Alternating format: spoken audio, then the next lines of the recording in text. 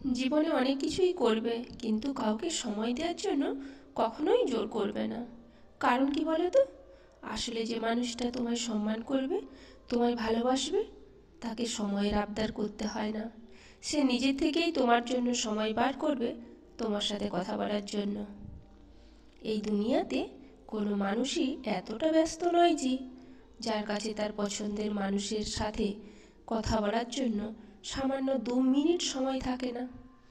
যদি তুমি সত্যি সত্যি কারোর জীবনে দামি হয়ে থাকো, তবে সে তোমায় নিজের থেকেই গুরুত্ব দেবে। জীবন সুন্দর হয় তখনই যখন আমাদের প্রিয় মানুষটার কাছে আমরা গুরুত্বপূর্ণ থাকি। আর যাদের কাছে আমাদের গুরুত্ব থাকে না, আমরা হাজার চেষ্টা করেও তাদের প্রিয় মানুষ হতে পারবো না। এটাই বাস্তব।